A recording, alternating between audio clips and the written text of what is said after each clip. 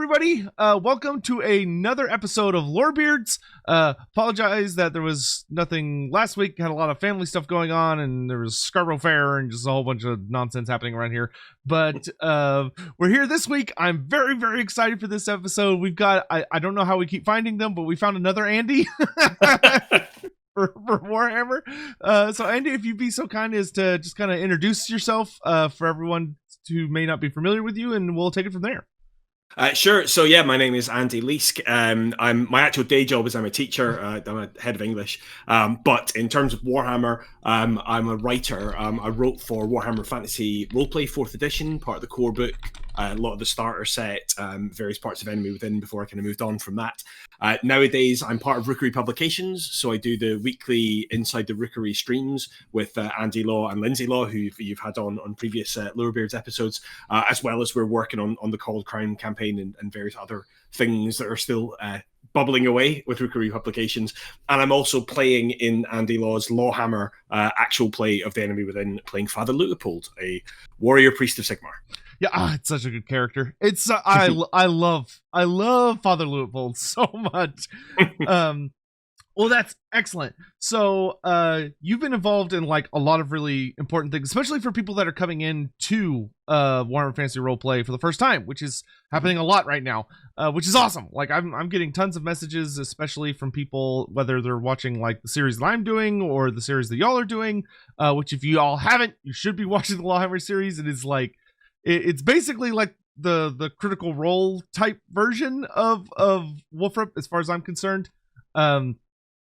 Even if they're constantly fighting against microphones and cameras, but it's it's so wonderful.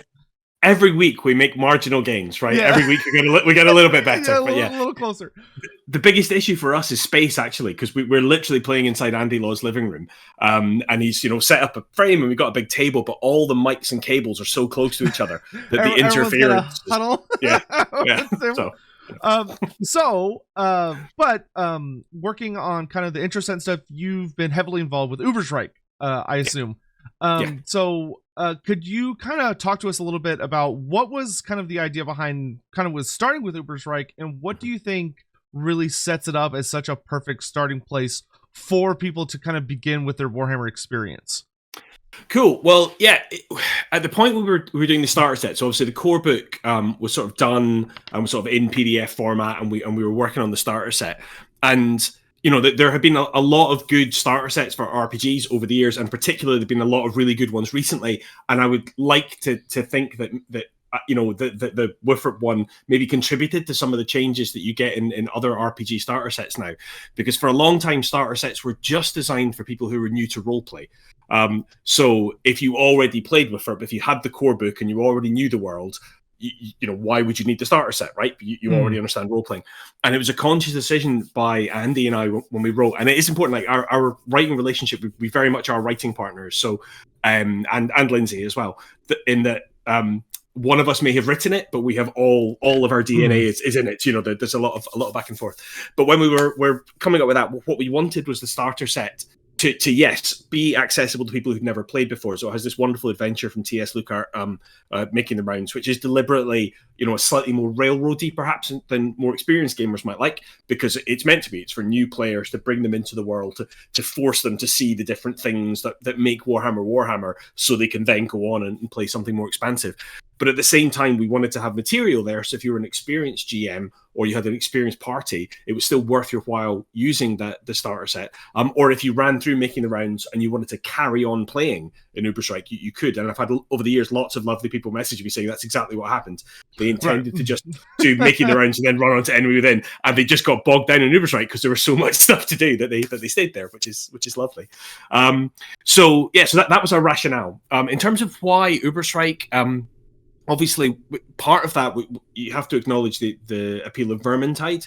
The fact it's such a lovely crossover there. Yeah. Like it really feels like there's been a lot of back and forth between y'all's original writings and the Fat Shark team.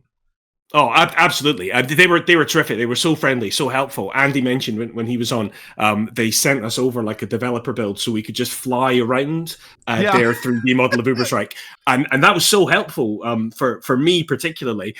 So I have a very minor sort of neurodiversity thing. I have what's called aphantasia. So I virtually know very well. Yeah, or exactly. Yeah, exactly. I see nothing, and I only found this out like 3-4 years ago. I thought everybody was like that. And Father Loopworld's an augur. I know, right? Like, what's up with that? Yeah. But I definitely found for situating myself in the geography, that plus the kind of map that Andy gave me, like those two things were really useful for me as I was writing. And it's an ideal setting, I think, because somewhere like Altdorf or Nuln or Middenheim is almost too big, too iconic for a starting adventure. Be overwhelming. Every district in Altdorf is like the size of Ubersreik. It'd just be too much. But also because of the political situation that's being set up for the enemy within, with what's just happened in Ubersreik. So with the Jungfraus having been kicked out, the Altdorf troops having swept in and taken control, what you've got there as a setting is this incredibly rich, like febrile place where there is kind of a power vacuum going on. Like chaos has kind of entered with a small c rather than a big C, although also with a big C. But yeah. But with a small c as well. So you've got in that city, you have got people who were loyal to the Jungfrauds and thinks what's happened was a travesty. You've got the actual Altdorfers who've come in, and who knows what they think about it. You've got other people in the city who just want to get on with living their lives. You've got people who are deeply troubled by what all of this might mean to them, kind of socially, and then also because there's a power vacuum, you've got others expanding to fill that. So you've got the likes of the underworld boss, the Baron, who's sort of in the slums underneath the bridge. You've got the Lowhaven clan of Halflings, which are sort of my thing I'm proudest of having come up with them kind of expanding their kind of underworld empire as well. So it's an ideal setting for telling stories, and it was a lot of fun to write because of that. Yeah, I think what you said earlier is such a key point as well for new and experienced players alike, is that Ubersreik really is kind of one of these amazing things where like it can be very simple. It can be a very straightforward experience to like get a new GM and new players used to the setting and kind of get you ready to be shipped off further. But it also like, man, you can spend literally an entire campaign in Ubersreik. It's like multiple years of real world time in Ubersreik very easily. Absolutely, because you've got the core story there, like in making the rounds, and then there's all the pre-gen characters, and they've all got their own like sort of mini adventure hook that you could go off and kind of finish off their personal stories.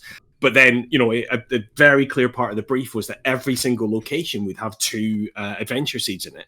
And some of those are incredibly minor, simple little things. And some of those are potentially an entire 10 session. I really want to do a campaign at some point around the Bog King. The Bog King is such an awesome, such a, like, one of my favorite potential characters.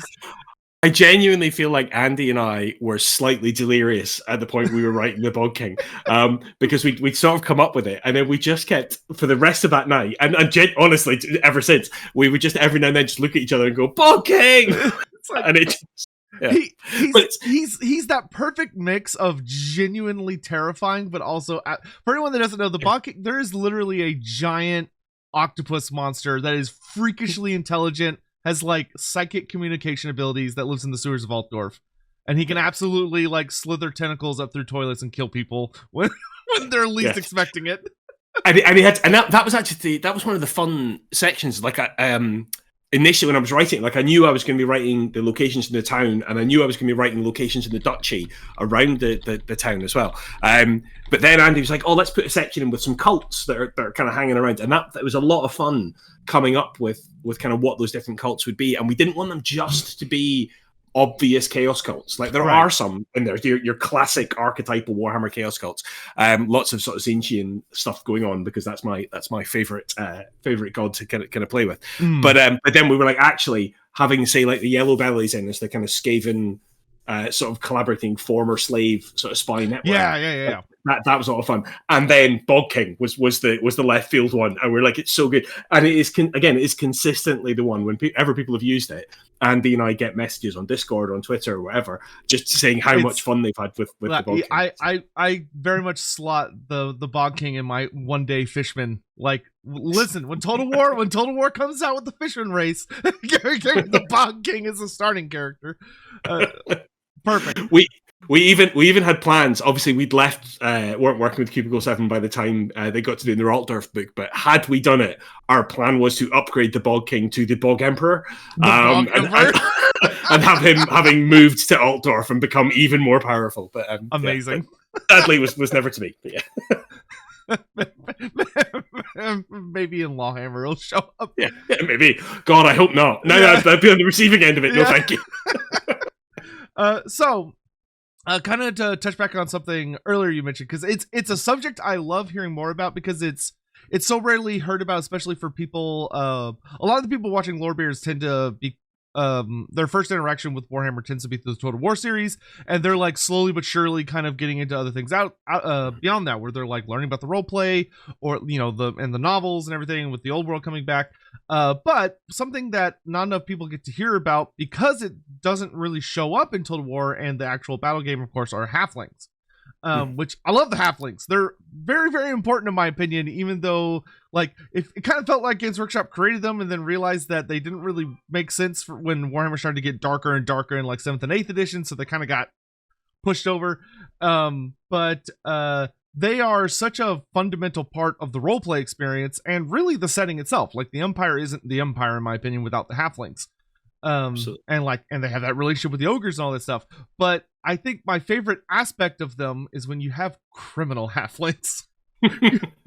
And I was hoping you could kind of run people through what kind of led you, when talking about the Lowhaven specifically, like what led you to go, okay, I want them to be halflings, and this is how they're kind of going to develop into a threat. How do you make halflings threatening? That's good. Well, so I suppose if you go back like far enough in terms of the genesis of Warhammer, and you spoke a little bit with this about Lindsay actually when it came to elves, that the influence was not subtle in the early days of Warhammer, right? It was Michael Moorcock and it was Tolkien smashed together, and then the role playing game came along and smashed Call of Cthulhu into that as well. And you look at around about the time of kind of Wifrit First Edition, like that's what it is. It is Michael Moorcock's idea of kind of chaos and everything. It is Tolkien and it is Call of Cthulhu smashed together in this pseudo-European kind of fantasy world.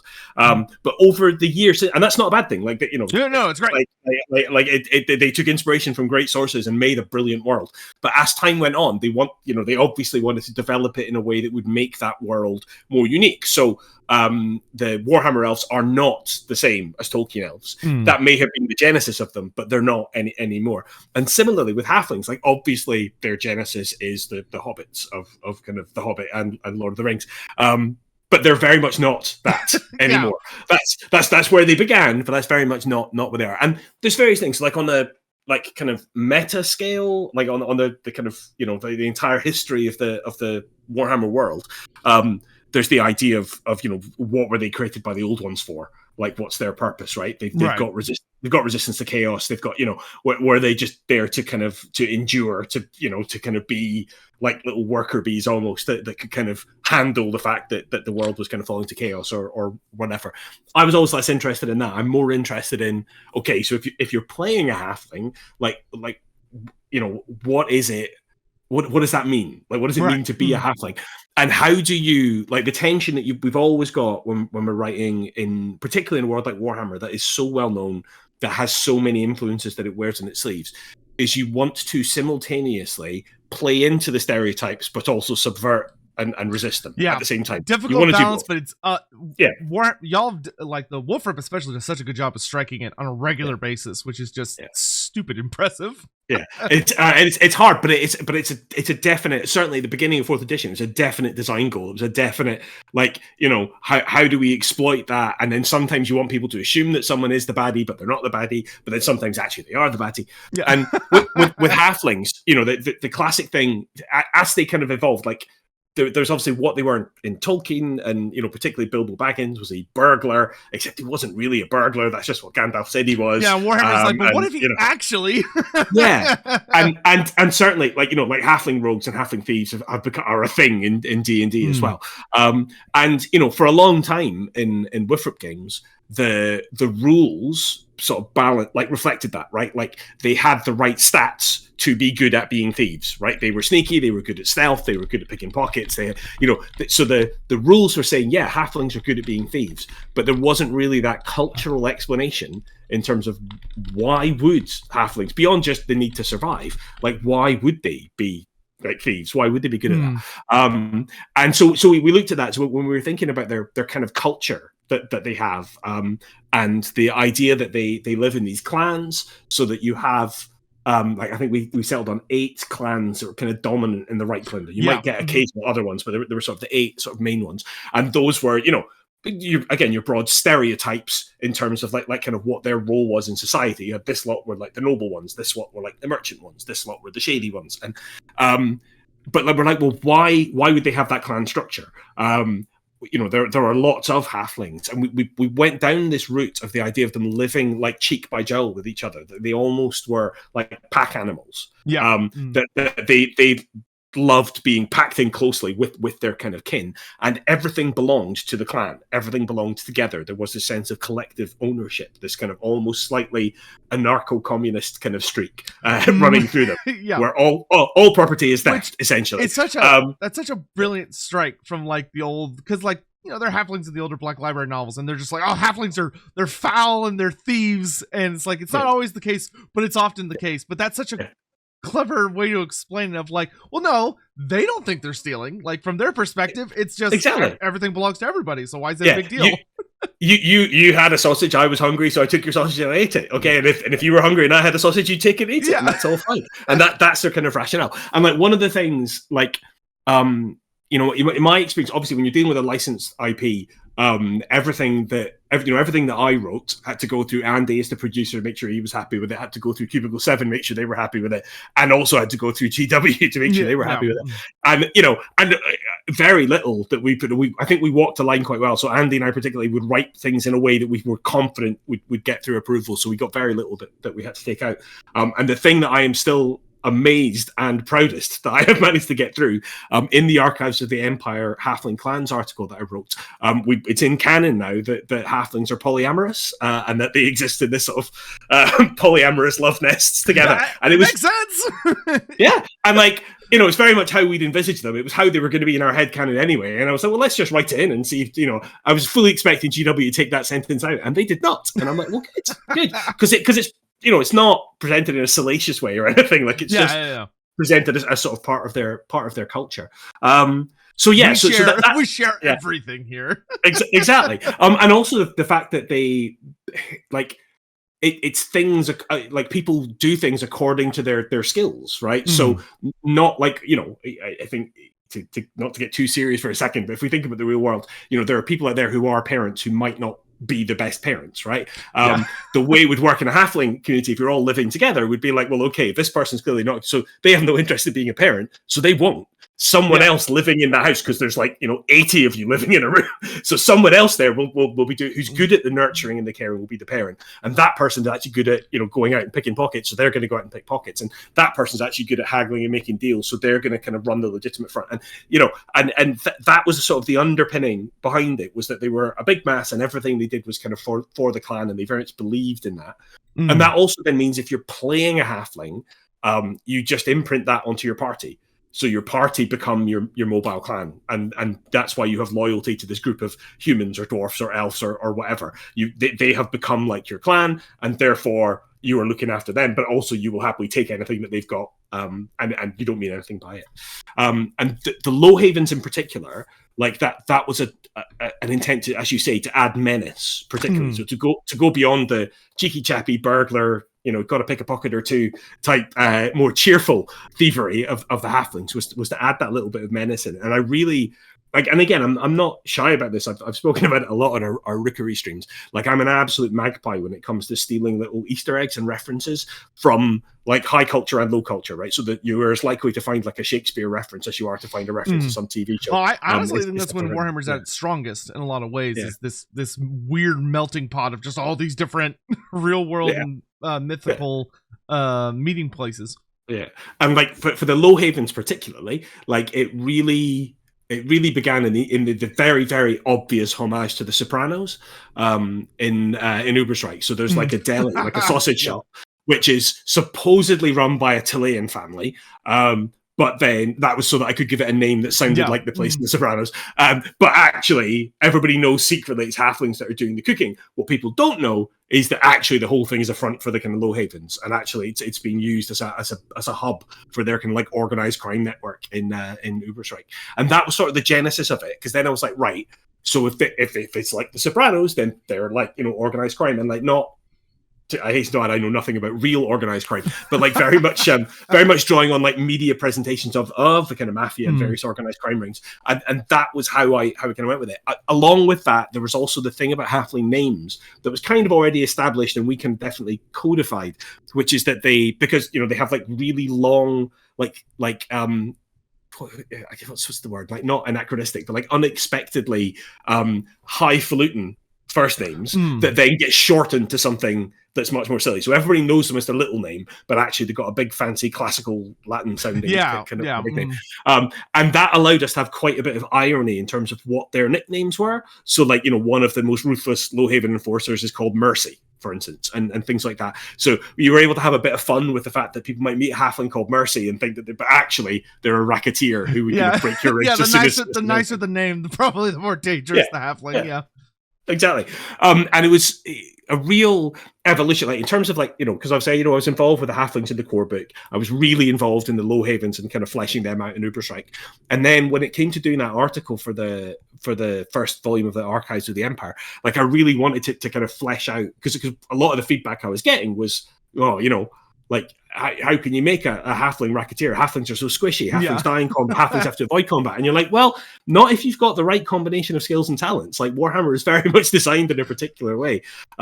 They're smaller, which means if they've got fewer wounds, but they're harder to hit. Yeah, so that's the thing. Is just don't get hit. You boost your dodge.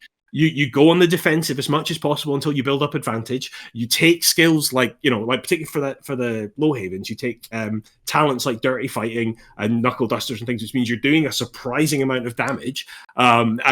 And you know, so suddenly you look like you're just this instant little halfling, and then you smack somebody and you're doing like more damage than a pit fighter. You know, it's dirty fighting is such a such a nasty talent. Yeah, but you would have to, like, if you were a halfling, if you were like, you know, 3.5 foot tall in a world full of people that are like up to 6 foot tall or even bigger, like, how are you going to survive if you're going to fight them? You don't fight them, but if you are going to fight them, you fight dirty. You use every advantage that is there. So that was sort of the rationale behind them, was that they were like survivors essentially, and they had all like kind of almost adapted, and like again, that's why there were all the different clans that had their different niche in the Empire society. They had adapted to fill a space. Like there was a need for space, and those halflings adapted to fill that space. And particularly with the Low Havens, then the power vacuum in Ubersreik meant that they were using that to spread out and proliferate into the Reichland, because their kind of background was actually they came from Nuln, and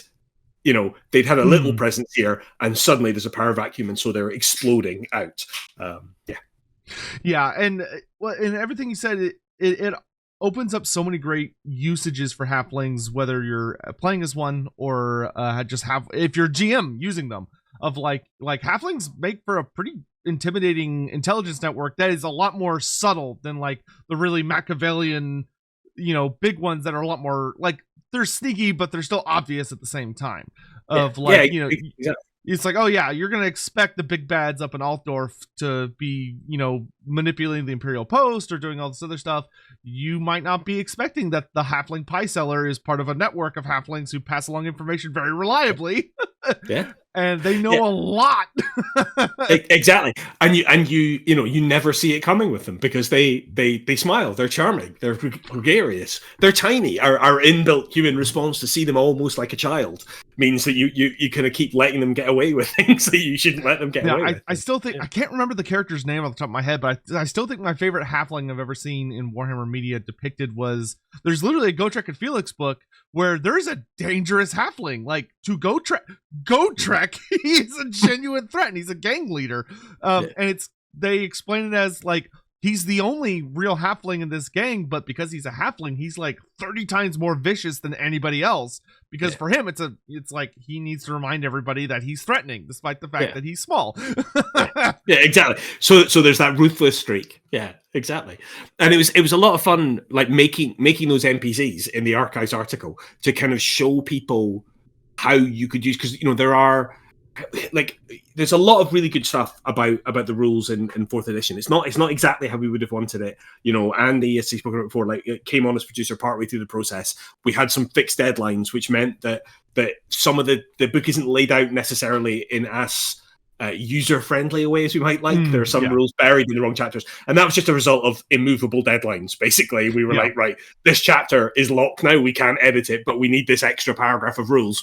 It's combat, but it relates to a weapon, so we'll put it in the weapon chapter instead. It's not ideal, but it was all we could do at the time.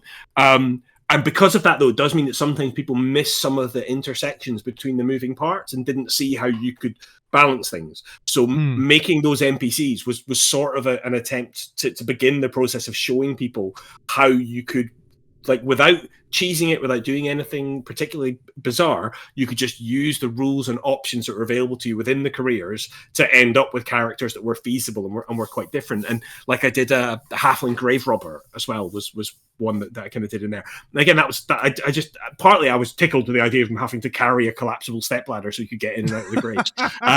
But like it began with that. I was like, that's funny. But then actually you looked at the talents, like, actually he's like a really solid character. He's not as dangerous as a racketeer might be, but actually, he's quite tough and he's quite survivable and he's got a lot of very useful skills. You're like, oh, I now want to play a Halfling Grave Robber. And that's my sort of yardstick, was if ever I was making an NPC or coming up with a concept, if by the end of kind of coming up with it, I was enthused and was like, I want to play that, then I'm like, I've probably done all right there. So yeah, well, it's like before I really had the chance to start speaking with you and like Steve D and like all these different people who like have a lot of really strong love for halflings.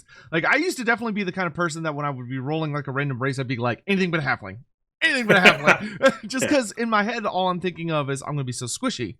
But now I'm genuinely itching to play one, because it's like the combination of things I could do between like that really high fellowship and a lot of like the high agility and all these other stats that I can use well. There's a lot of really interesting things to do there, especially with high fellowship. Like, I don't think a lot of people realize how powerful it is in this game to be able to like genuinely manipulate NPCs, because there's so many talents that could be used even in combat scenarios, which is something that I love about Wolfrope compared to a lot of other games. I feel like a lot of other games, like, like with D&D, if you get into a fight, you have to fight. You got to fight your way out. With fantasy, like, it's like, no, I could like stack advantage and find an interesting way to get myself out of this situation instead of just smack until somebody dies. Yeah, depending who you're fighting, but yeah. I think I think there's been such an amazing job, especially like, because like Halflings were in 2nd edition, but I did not feel the allure of Halflings in 2nd. In 4th though, like it's there. Halflings feel very exciting. Like I want to play a Badger Rider so bad. It's just such an awesome thing. Like I thought Crooks fighting cocks was the coolest thing that Halflings are going to produce, and then I saw Badgers and I was like, oh my god, that's such a great idea. I have to be clear, the Badgers is nothing to do with me. That was someone else. But yeah. Well, but it's like even just looking from like the core book of just like there's so many like awesome artworks in there that really show Halflings in all these really different positions that you wouldn't necessarily think of. Like there's a good number of the fighting careers that have Halfling art instead of just like a regular person, to really like get the idea going for people. There's one bit of art as well. I think it's in the starter set. I'm pretty sure it's a sort of like it runs over 2 pages in making the rounds. But I remember Andy like very specifically commissioning it and actually sending it back to be tweaked, because he really wanted to make the point of you know, if you actually look at a halfling, you couldn't mistake it for a human child, because yes, they have the height, but they have the width as well. Like they are very obviously not. They have like a denser, you know, kind of like bone structure than a child would. They are more solid. So like he wanted that to be really, really clear in the art, because in some of the earlier art it was there, but it was maybe less obvious. And so there's literally like a whole bunch of like actual children running around, and in the middle of them there's a halfling, and it's really obvious that it's a halfling. And that was a deliberate point of contrast to kind of to pull it out. That's that's great. So so with Ubersreik, halflings, Bogenhafen, I imagine, was also something, because kind of being part of that little fat shark trade back and forth. What, so looking at Bogenhafen, really important city, important city for Wolfrup, and it's kind of increasingly become important. You know, like, you know, Fat Shark released like a whole set of maps for it that I love and hate those maps because they're such a nightmare to navigate. Fair. What for you? So like looking at those two cities in particular, what's kind of the process for exploring a city and like making it feel alive and giving people options to really like explore them while still having like, there are narratively important things to do, but like really bringing those to life and having like fun stories for people to explore and stuff like that? Sure. So they're a very different process for the two of them, actually. So I'll start with Ubersreik. Like, as I say, that was designed to be like a starting sandbox for people to kind of play in. And there were some locations. So we were very, you know, Andy and Lindsay, I think, have both talked about this when they were on, that we like doing our research. Like, we know a lot of this stuff anyway. We've been playing in a persistent Wolfrup campaign for like 15 years or whatever at that point. So we really felt like we lived in the Warhammer world. Like we knew it that well. But we specifically went back to looking at the novels, looking at the Vermintide games for Ubersreik, looking at, you know, there were a number of scenarios for Wolfrup 3rd edition that were sort of set in there. So we kind of, we got copies of all of those to look through. And although like what we were writing was 2512, so it was like maybe 10 years earlier than the stuff that was in 3rd edition, still looking and going, well, that would be the same. Or at that point, this would be, you know, so that we definitely were trying not to contradict. And there are a couple of points where people have thought they've caught us out in a contradiction and they are wrong. But there are certain things to do with certain bloodlines. We deliberately made it look like people are thinking it's a different person, but it's all to do with like the twisty relationships within the bloodline. I don't want to say too much about that because it's a spoiler. But yeah, you know. Yeah, exactly. So we kind of so we started off with those. So like in terms of like the mental map, like, you know, filled in the locations that we knew we had to have in because they were mentioned in Vermintide or they were mentioned in these books, and we're like, right, okay, we've got those locations in. And then it was a question of utility. So, you know, like an obvious one is you need a whole bunch of taverns because that's the classic role-playing staple. So like wherever you go around, you're going to find yourself a place where you can go and have some drinks and do some gossiping or whatever. So then we'll put those in. Then we started thinking about what the careers were, because, you know, the Wolfrup, Wolfrup in general is so driven by the career system. It's so integral to how you make a character, how you play a character, what your relationship is with the world that you're in. And in particular, in 4th edition, we tie that into social status as well. And so what I'm thinking was, well, okay, if you've got a character who's in this career, like what type of location might they want to go to? Okay. If you've got a character in this type, where might they, you know, like within the obvious example, right? But we had the Bogenhafen, so the little kind of dwarven enclave, kind of within Ubersreik, and they were like, "Oh, let's put a Shrine to Grimnir there because Troll Slayers are a thing. They're an iconic Warhammer thing. There's a good chance that a starting party is going to have a very popular career, yeah, exactly. So let's put a Shrine to Grimnir in. So that means that even if you've got a dwarf who's feeling shamed and shunned and isn't going to want to go hang around with the other dwarfs, they have a reason to go and interact with those dwarfs because there's a Shrine to Grimnir there to kind of encourage them to go there. So it's that type of thing, trying to go, oh, if someone's in the I don't know, in like some kind of like, you know, river-based career, well, let's make sure that we detail stuff around the docks and the Stevedores Guild and the Teamsters, and let's have so firstly, let's have locations that they can go there. And then in terms of building the adventure hooks, let's have adventure hooks that will embroil them into the civil strife that is ongoing in Ubersreik. And wherever you look in Ubersreik, whatever building you look at, whatever adventure hooks you kind of look at underneath the locations, there's almost always tension, right? Because you need that in a role-playing game. You need antagonists, you need forces moving in either way. You need your players to either be fighting someone, or stealing something from someone, or returning something to someone, or protecting someone, or betraying someone. That motion, that drive. Yeah, exactly. And then what you're able to do is you're able to have, like, because it's very much even more than writing a normal role-playing adventure, which in and of itself is a very different challenge from writing a story, because you're putting down the parts of a story, like an IKEA kind of flat pack furniture thing, but you then let the people put that together to make whatever they want, right? And they might make a different chair than you made, but that's fine.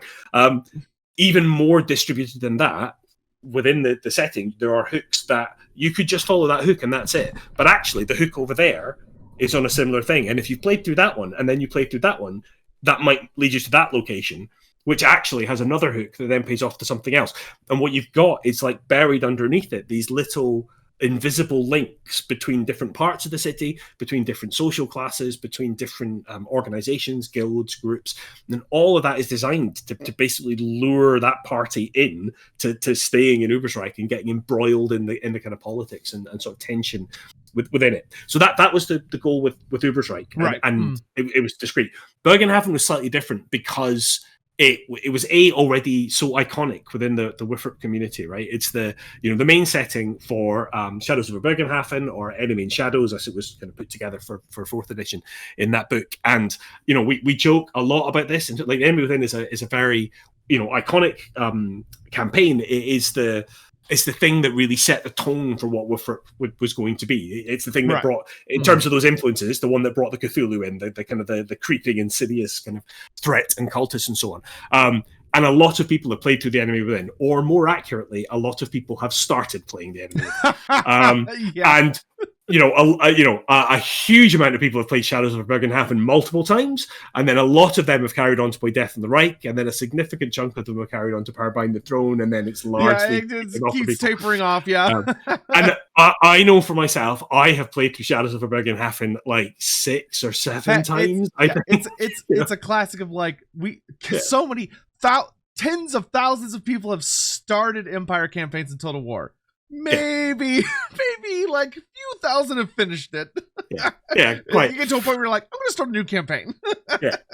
So we definitely, when I was fleshing out Bogenhafen like that, like it was a lot of fun, because I had the template been established. Like, while we were writing Ubersreik, we were figuring out what worked as a template, what was the right length, what was what for a bigger location, for a smaller location, for an average location, and how that worked. And we were refining our process. So that was all locked in when I got to doing the work for Bogenhafen for the appendix there. The difference is that town, because it's better known by role players, and so, like, Ubersreik was known very well by people who played Vermintide, but it's a almost slightly post-apocalyptic kind of Ubersreik again. There, it's not the bustling kind of actual normal Empire town that we made. So we had a lot of freedom in terms of what we did there. With Bogenhafen, we had less freedom. And I don't say that's a bad thing. Like, it was good to work within those constraints, but there were certain key locations that were actually integral to the adventure. So you were like, well, okay, I'm not gonna, I can't touch that. Have these like anchor points to work around. Yeah, exactly. So then it was a question of going, well, okay, what are the things that haven't been filled in, and what would be fun, and how do I make that not the same as Ubersreik? Like that, again, that was a conscious goal for me, so that if people wanted to, in my kind of head, if people wanted to, they could potentially take some of those Bogenhafen locations and actually move them into Ubersreik, and vice versa if they wanted to. You might have to take quite a lot of them, because there were those kind of links between them. But I wanted that again. It can absolutely be done. Yeah. It was utility. We wanted everything we wrote to be useful. So if someone said, "Well, I'm not actually going to play the Enemy Within. I'm sticking playing in Ubersreik. Oh, but there's a whole bunch of extra. Well, maybe actually, if I've got that book, I can make some use of it." And also, what we wanted, what often happens with adventure books, is GMs buy it, read it, run it once, and then never look at it again, because they've done that adventure. And we thought, well, let's put some material in that book that means it continues to be of value, so somebody doesn't feel, oh, I spent all this money in a book that I've just used for those few adventures, And I also, because I didn't have to do as thorough a job. I didn't have as many pages. I didn't have as much space. I had a little bit more freedom to kind of pursue, particularly for the adventure hooks and what I fleshed out. I had a little bit more freedom in kind of what I kind of chose there. So, like, you know, I did things like I put the Masons Guild in there, but then made ties to the Masons, like in the real world, and the idea of them being part of a secret cult that was nothing to do with the ruinous powers. It was just it was a normal mundane cult. And nice that was, exactly. And that was my sort of deliberate choice, was to slightly to play with that. So people go, oh, the Masons have, oh no, but actually the Masons are like the Masons, but actually they're not that bad. They're not, you know. So things like that. But also, it was an opportunity to kind of flesh out and justify things that were necessary for the actual main narrative, right? So, you know, a classic thing of Warhammer is, you know, the basic setup for WFRP is you are a bunch of randoms, and, you know, you might have nobles, you might have wizards and priests like we do in Lorehammer. You might all be like rat catchers and beggars and barge hands and you know, really kind of like, you know, working class, nobody cares about you kind of characters. And then you discover something bad is happening, and the authorities will do nothing about it, and so you have to do something about it. Like you can't rely on the Watch or the nobles or the cults to fix the problems for whatever reason. Sometimes because they're evil and corrupted, sometimes because they just don't trust you because you don't look trustworthy. You know, there's all manner of kind of reasons for that. And it's the same reason why, like, children's authors almost always like kill off the parents, right? Because there has to be a reason why the kids are the ones who have to fix the problem. Yeah, right? It can't just be like, oh, I found this problem, please fix. Yeah, exactly. They can't have a responsible adult around, because that will take away all the drama from the story. So in the same way, we have to justify that. And like the classic one, this is very minor spoilers for Enemy in Shadows. So if you're going to play it and you haven't played it yet, skip ahead by about a minute, because it's what happened in our stream just last week. That you do, when you go down into the sewers, you do encounter a demon, and you know, the obvious thing within the Warhammer setting is you go talk to the Cult of Sigmar, and you're like, "There's a freaking demon in the sewer. Do something about it." Yeah. But if the Cult of Sigmar are like focused and are good and do their job, then that kind of takes away some of the jeopardy and you know, and the kind of, you know, it's like, oh, okay, we'll send in the witch hunters, y'all can leave. Yeah, exactly. Yeah, I was like, oh, great, problem solved. So, but then I was like, but how do I justify them not doing it, but also not throw the Cult of Sigmar onto the bus? And so I think what I did there was I ended up with a high priest who is not a blessed priest, is just more of a political operator, and is more interested in just, you know, kind of working, which is not a bad thing, right? Because Sigmarites are all about bringing the empire together and unity and working together. So actually having a politically motivated high priest in a high temple of Sigmar would be critical. Yeah, exactly. That's especially a good when you're thing. dealing with like burgermeisters and other guys. Yeah, exactly.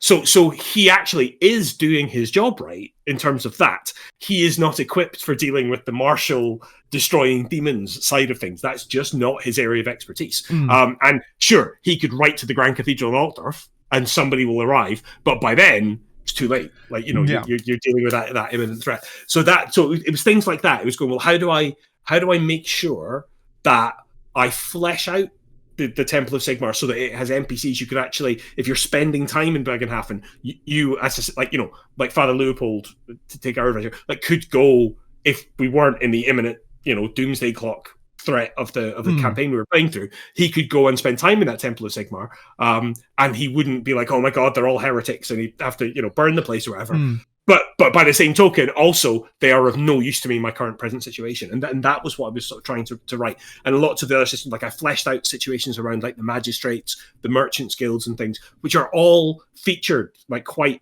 like integral to the plot, but I kind of added in some of the unnamed extra characters. And I can tell you from personal experience, you did a great job on that. Because like like in my Sunday games, so like the game I'll be playing later today, like I play Sigmar Witch Hunter in those. And like when it was my first time in Bogenhafen. I had never. It's my first playthrough where I think we're getting close to being done with Death on the Reich. I don't know. Death on the Reich is very hard to gauge where you are in that adventure.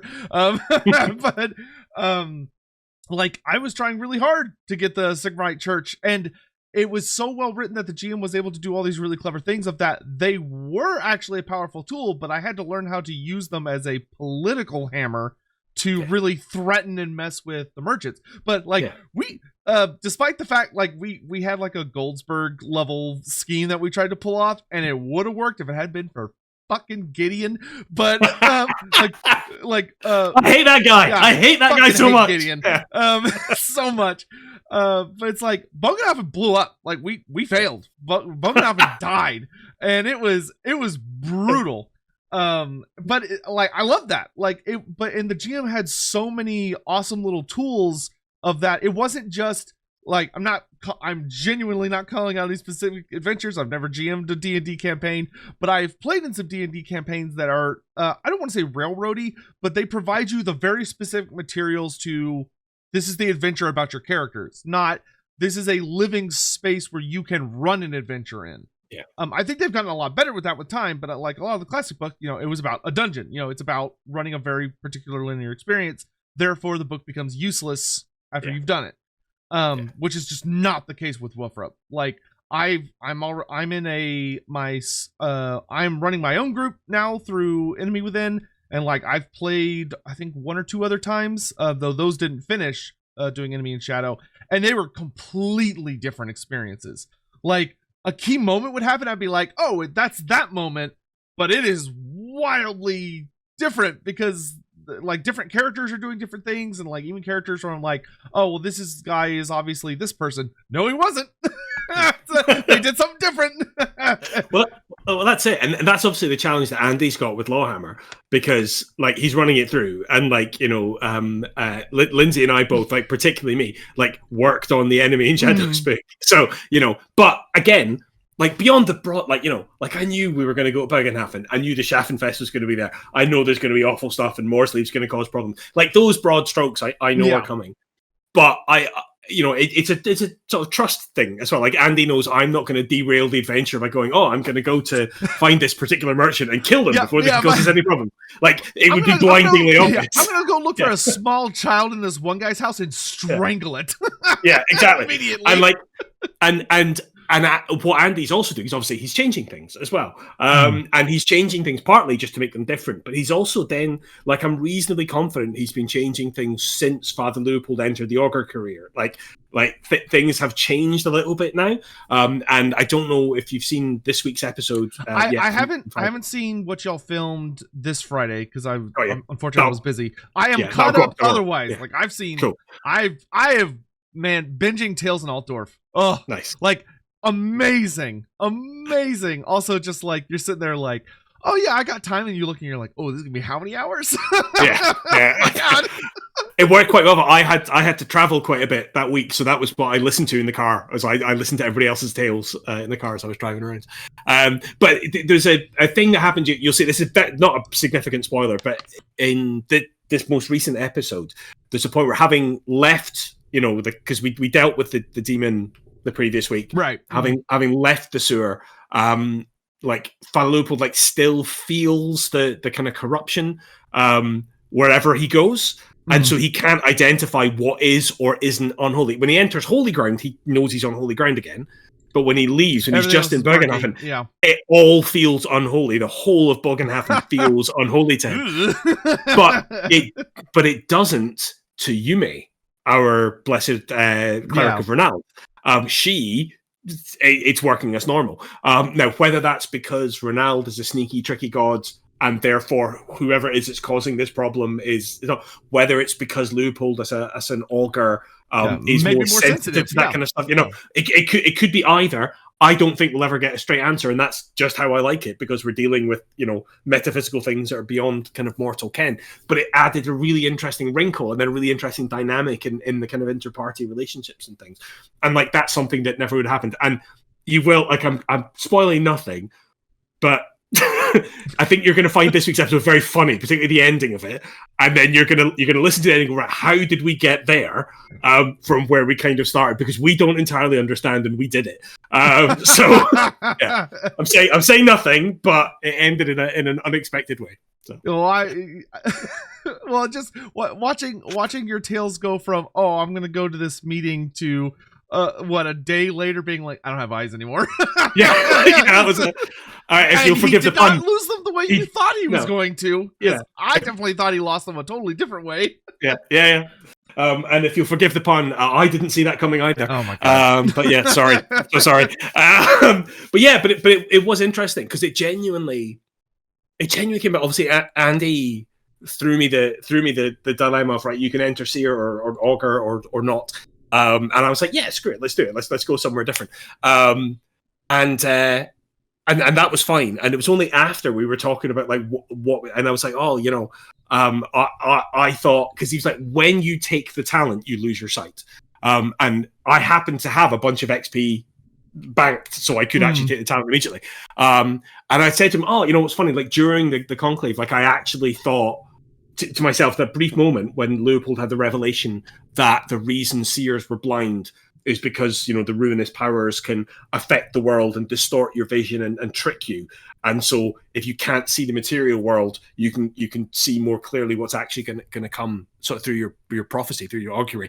I genuinely had this brief mad moment where I thought Leopold's going to pop his eyes out. And I thought, no, that's horrible. That's horrible. That's insane. I remember there being that moment. I'm like, he's about to scratch his own eyes out, isn't he? I did it. You could feel it in the air. Yeah, you could see it on my. Lindsay often says this on the inside the Rookers that I have a terrible, terrible poker face. So if a funny comment comes up in the chat or whatever, or if an interesting question comes, she says she can tell that I've seen the questions coming and I've started thinking about it because it's really obvious in my face. But I did have that thought, but I suppressed it. But then when Andy and I were chatting, I was like, well, I had this thought and blah blah blah, and he said, well, and we discussed it through. It's the nice thing about playing in a campaign with Andy is he's very collaborative as a GM. So we did have that conversation about what would be the most characterful way for him to do it. We're like, it has to be him. It has to be, Leopold's choice. It can't be something Sigmar does to him. It's something that he chooses. And that very much feels on brand for him. And then the fact that he's from this Order of the Silver Flame, that he's actually from, like, although he himself is from Ubersreik, his order is based in kind of Middenheim, protecting the sacred flame of Ulrich. Well, we've got to do something with that, and so it evolved into what happened. Man, it was beautifully done. B, it felt like a cutscene on Dark Souls. Like, this is absolutely something I think I've seen happen in Elden Ring or something. So one thing I wanted to ask you about, kind of going back to there are like two things I really want to ask about. So going back to the cities for a second, for someone that is, and this doesn't even necessarily pertain purely to Wolfrib, but if someone like sees a city on the map, or like they're doing a campaign and they're just like, okay, I'm getting from A to B, but I'm going to pass through these places and I want to make them a little more interesting. What would be kind of your advice to someone that has very little experience, kind of taking something that has, like, I've got a name, I've got a dot on a map, I know vaguely where it is. What is your advice to try and breathe some life into that, to kind of like expand a little bit and make sure when my party gets here, they can have a good time? And it's not just going to be me going, what do you want to do? And they say something and then you're looking at your bank of names like, oh God, what is going to be does this place have a smith? What's his name going to be? You're just sitting there like, if you're really wanting to try and make the place feel more alive, what is your advice to doing that? Well, I mean, like part of this, because I think you're right. I think in a lot of adventures, and again, I'm not shitting on D&D or anything, but like a lot of the older D&D stuff, particularly, like it still was quite generic, right, in terms of the setting. So there might be a really interesting story and really interesting, like, villainous NPCs that you were kind of engaging with, but then you would be passing through standard medieval villages with standard medieval taverns everywhere you went, and everything was kind of interchangeable and kind of the same. And there are exceptions to that, obviously, and as the the lore has deepened, it has got much better. But that's the key thing, is you want to try and avoid that, right? You want to try, like, if you go to different cities in the real world, assuming you stay out of like shopping malls and Starbucks and things like that, if you go to actual cities, like, they're different. Yes, right? I've arrived in a new country. I will now go to all the places I already know. Yeah, exactly. Like, if you come, I don't know if you've ever been to Edinburgh, for instance. I have. Yeah, beautiful right? city. So but it's like, it's really odd, right? Like, yes. it's got it right in the middle. It's got a giant rock with a castle on top of it that you can see from almost anywhere. It literally looks like someone came on a ruin, was like, instead of like knocking, we're just gonna build on top of it. Yeah. And it'll be fine. Like, then we're just going to put glass on top. It'll be great. Slightly further over, you've got like a big extinct volcano called Arthur's Seat, this big giant hill just rearing out of the city that's even taller. You've got this large park called the Meadows, which is what used to be a lake that then got drained and now is this kind of big, massive park right in the city. You've got the Old Town, which I love, but I remember I moved to Edinburgh when I was 17, and the amount of times I would get lost in the Old Town because streets go under and over and around, and you'd be down there and you'd be going, I want to be up there, but I don't know how to get up there. Yeah, walking round and round in circles. It is legit the most fantasy feeling city I've ever been in on my travels, of just like, I was underground and then above ground, and then I'd be on a bridge and I'd be like, wait, that's still exposed to the open air. How the fuck do I get away the hell down there? Yeah, like, where am I going? I could see it. If I could teleport, I'd be fine. Google Maps is very interesting in Edinburgh, by the way. Oh, God, yeah. Oh, yeah. No help at all. But then you go like 50 miles west, you go to Glasgow, right, which is, a bigger city than Edinburgh, for all that Edinburgh's the capital. You go to Glasgow, totally different style of architecture, totally different layout, much more grid-based. In the centre, obviously, you go out to the suburbs and whatever, it's all kind of different. Or you go to Aberdeen, or you go to London, or Manchester, or Birmingham, or all these cities. Like, and the same obviously true in America. I've not been to that many cities, but even just like when I went over and worked briefly in America in the late 90s, and I was mostly in the sort of eastern seaboard. So like, New York and like Philadelphia, like, they're not that far away from each other, and yet they're very different. You walk around Philly, you walk around New York, you know which of those cities you're in, right? They're very different. So that's the kind of philosophy to take when you're making a fantasy city, is it should feel different. And then you're like, well, why does it feel different? Well, it might feel different because of the climate. It might feel different because of the architecture. It might feel different because of the culture. And trying to kind of establish that, thinking through the history of that town. How did it begin? Was it a fishing village and it's grown and grown and grown? Is it on a crossroads because it's trading port? In which case, well, it'll be very cosmopolitan. There'll be lots of people from different cultures kind of coming in. Is it like a fortress town? Is it somewhere quite remote, quite different? Is it, those types of things give you the general flavor of the architecture. Like if you look at the Bogenhafen book and the Ubersreik book as well, like the sections there that are like arriving in Ubersreik, and it talks about how you get there, what the countryside is like, what you see when you first kind of arrive. Like have that picture clear in your head, that zoomed out view of what's this city a little bit like. And then start fleshing it out. If you jump into fleshing out the locations without having established like the character of that city, it's going to potentially either end up feeling generic, or it's going to end up feeling disconnected, like a random bunch of locations that you've thrown together. And that's not the worst thing in the world, right? I'm not gonna shit on any particular towns, but there are definitely towns I visited that felt like that. They felt random. I'm like, why is that next to that? Those two things don't belong. I could take you on a lovely tour through the Panhandle of Texas, where you're like, why do people still live here? Why did they choose to live here in the first place? There's like 50 of them. And sometimes those can actually be fun to write deliberately, like a town that should have died and hasn't. And you're like, oh, well, that's interesting. Why are people still living there? And what, it's good. And I will give a little shout out here to over on our kind of Lorehammer streams. Andy's been doing a series of videos on a town called Callaghan that he's sort of been mapping. Yeah. Awesome streams. What he's doing is it's like a little lore dump as well, but he's having these conversations, and the kind of patrons and people who are kind of in the streams and talking to him are kind of giving him inspiration, giving him ideas, and then he's saying, and they're kind of talking about the history of the town in order to justify how it's become the town that it's kind of become, and you kind of obviously, unless you are a particularly devoted GM, you're not going to have. I think he spent like 30 hours on it or something. It seems maybe more than that so far. Yeah, don't do that to yourself. Yeah, you don't need to spend that level of obsessive detail that Andy has, because he is a perfectionist. And he's got problems. Yeah. yeah, definitely. But that's my big advice: is get the big picture character, get the flavor. What type of town is it? Then zoom in again. What are the main districts and neighborhoods within it? And those can all be kind of different.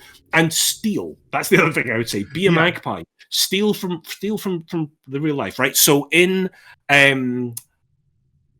brain's gone back. Ubersreik. In Ubersreik, the posh section is called Morgenseite. right? Which means Morningside. And in Edinburgh, there is a posh district called Morningside.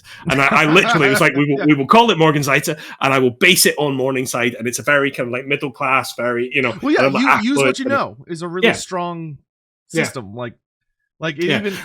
And you can steal it from, like, obviously I stole a lot from Edinburgh, but you can steal from, like, you know, like London is a great place to steal from because there's so much history there as well. So you're not just stealing from the character of the district as it is now. You look back through what it was in the past, and you can, like, oh, I can steal that. But anywhere you visited, anywhere you live, anywhere you've read about that seems interesting, just magpie it. Just say, I'll have that, and then spin it so that it fits inside your fantasy world. That's my main advice. Awesome. And then the second thing I really wanted to ask, because I can tell you, like, you've done a lot of it and oozing with passion for it, is that when someone is going to play Wolfrup and, like, they're making their first character, or like they're kind of interacting with the world, what would you kind of say for those people is kind of the secret sauce or the recipe for making a enjoyable to play character to interact with the Warhammer world? Like, of like a lot of people for D&D, it tends to, you know, it's very like class specific a lot of the time, of like, what kind of powers do you want to have? And because D&D, you know, all the classes are very bombastic in a lot of ways when it comes to combat scenarios. You know, Wolfrup doesn't really have that. Like, there are classes like that of like, oh, you want to throw spells? Okay. You know, or you want to be like able to shout about a god and things happen, you know, but those are kind of exceptions to the rule. What would kind of be your advice if someone is pretty unfamiliar with roleplay or in like kind of the Warhammer world to really be able to bring something to life that's uniquely them? Cool. So, like, it really is like Warhammer is much more of a game in which characters like live in that world, if it makes sense. So, like, the careers that are there, some of them, you know, map quite nicely onto your classes from D&D, right? So you can be a wizard, you can be a blessed priest who can do miracles and things. You can be a fighter, you can be a knight, you can be those types of things. But also, you can be a clerk, you can be a rat catcher, you can be a beggar, you can be a villager, right? All those sort of generic careers are in there, and they all have like 4 tiers. So you can become like a village elder if you really wanted to. Now, that career probably isn't in there for PCs to aspire to. Maybe it is. You might be running a particularly odd campaign and that you're all living in the same village for like 40 years. Well, you could do that if you do an Ubersreik campaign, open a shop could be a really important thing. Yeah. But realistically, those are more often there for fleshing out the NPCs and the world that you're living in. But the fact is that you would know those people. Like, your character isn't just a random murder hobo who's, you know, spawned in the world in order to kill monsters and collect gold, right? They were a person who had a life before this story began. And so thinking about what that is. And what was really interesting was for the Lorehammer stream, like, this is the first time in a long time that I haven't done random character gen. Like, we've randomly rolled our stats and our starting talents and stuff like that, and our you know, heights, which is why Leopold is so ridiculously tall. But everybody forgets Leopold is so ridiculously tall because he is also there with an elf and someone who's even taller, because Birdie's 1 inch taller than him as well. Like, so that was different. Like, we knew, Andy knew he wanted to have like a Blessed Priest of Sigmar. He knew he wanted to have a Bright Wizard. He knew he wanted to have, you know, and so we all, once the players were all sorted, we all discussed which ones we most wanted to play. And I was like, I'll play anything. So I took who was left, which is Leopold, and I'm very delighted with that because I'm having a lot of fun with him. But normally, I would say embrace the random character gen that is in the kind of Wolfrup core book. But it is possible to roll something that you hate, right? So embrace it, but with options. Like, what we've done quite often. In just be warned, it is addicting. It's like making a new character in like any game. Totally. Like, I've wasted way too many hours just creating characters I will never play, but it's just fun. It's hands down my favorite thing. I once, when I was a kid, had the Champions role playing system, which was like a superhero system, and I literally never played it, but I spent like hundreds of hours. I made up like 100, 150 characters, just every, because I was a kid. I was superheroes. I was like, what superpower can I think of, and then I'll make them as a character. But with this, like embrace the random.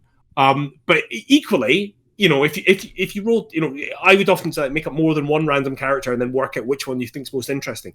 But what I hugely recommend is doing that with the rest of the party, and don't immediately go, I rolled that, I don't like that, I'm going to start again. but rather roll it and then talk to each other about it. Like there's a character, and we never ended up actually playing it. But Lindsay Law and I rolled up a pair of characters that we ended up deciding that they were going to be half siblings. And like I'd rolled like a duelist, like a fencer, and I can't remember if she'd rolled like if it was a wizard or if it was a herbalist or something, somebody who had some healing skills anyway. And we basically came up with this backstory that they'd been part of a traveling carnival, and that that's where they were, and it just because our random talents also kind of fed into those kind of things, and we built up this really interesting backstory for these sort of two characters that. It would be very easy to. Oh, I've rolled the fencer, so right, it's Inigo Montoya from The Princess Bride, but I'll file the serial numbers off and play something generic. But instead, it was somebody who does sword tricks for money. Like that's what they do, and that's a very different way of playing that type of character. So, I think that's a really. I wish I had done that with my party now, because like rolling them individually, it tends to be much more of a how do I imagine myself justified playing this character. As opposed to how are these guys going to work together. That also saves you the convenience of how the hell do you know each other, which is often like one of the most annoying things for new players and a new GM. Like nobody, everybody meets in a tavern is poor horse. That thing is dead. Yeah. It's so dead. That's been flogged. That's not even bone anymore. That's just dust now. I recently started running. I mentioned before, I'm a teacher, running a game of Warhammer for some of the students in my school. I teach at an all girls high school here in Edinburgh, and it was great because they approached me about running something role playing because they saw me. I was wearing like a nerdy like D&D themed t-shirt. And they're like, "Oh, do you do?" And I'm like, "Yeah." And they're like, "Oh, we." And I was, but it's really hard to play. I was like, "I'll run something for you." So I decided to run them through the starter set with her because I knew it so well. I knew Ubersreik, so I was like, "We'll just do that." But I did exactly that. I got them all to roll, and then we all discussed together how I didn't want them all to know each other, but I wanted everybody to know at least one other person. So we ended up with. I had an outlaw who had randomly rolled noble blood as a random talent. Ooh, that's good. I'm like, right. And I was like, right. So I was like, you've got options here. Are they a bastard? Are they on the run? And then, her friend who was in the group randomly rolled up a soldier. And so we came up with this elaborate backstory that she was a noble, but she didn't get on with her father. And I think we actually... made it so the character was non-binary, and that might have been part of the tension with the father in terms of having an heir. And so they had kind of like fled from their father's home, and the soldier had been their childhood best friend, having grown up in the castle, was sent out to bring them back with the party, but then just found them deserted and ran off with them and was sort of kind of protecting them. And then I had a hedge witch and a witch hunter who were twin siblings because they rolled. Ooh, okay, that's fun. They randomly rolled the same height, eye color, hair color, and I can't remember what it was, but there was one of the random talents that they both rolled the same one as well. And we're like, the dice gods decided, yeah. The dice are saying you guys are twins. So we came up with a whole thing where she was a hedge witch who was going to be sent to kind of infiltrate the Grey College, and the witch hunter knew about the hedge witches and was being sent to infiltrate the witch hunters in order to protect the hedge witch network as well. So, we were, again, and that's a payoff that's never going to happen because I'm actually moving to a new school after the summer. So someone else is going to have to follow that seed. But we set that there so that there's a potential long-term party tension. So they knew each other, and then two other characters knew each other. And then I had another group of three that were on the run from Altdorf. And then I threw them all together in Night of Blood so that they kind of bonded as a party. That way. I don't know how I've never thought of that. That's such an awesome way to do that. Because like all of my favorite characters I've ever made have been me collaborating with my GM. But it helps when you know a lot about the universe and can be like, oh, I know what framework I'm going to work in. But yeah, working with someone else, that provides so many strengths. Especially that works really well. Particularly for a new group, because particularly for me, I was like, a handful of them had played D&D before, but half of them had literally never played role-playing games. They'd watched Stranger Things, and they wanted to, but they didn't really know it. And I knew that they would find putting on a character's voice and talking in character a bit weird at first. Yeah. And I thought, how do I make that easier for them? Well, if they're doing it to their friend, then that's fine. And if they all crack up and giggle a little bit, that's okay. It doesn't matter because it gets them more comfortable with kind of what they're doing in the role playing. So yeah. The kind of talking about chatting with other players zinged me. There was one thing I really wanted to ask you about in particular, because it's something that I think a lot of people like the idea of but really struggle with. and it's something that like I learned with time, and I think most people learn it with time, but it's a scary skill, which is combative scenarios.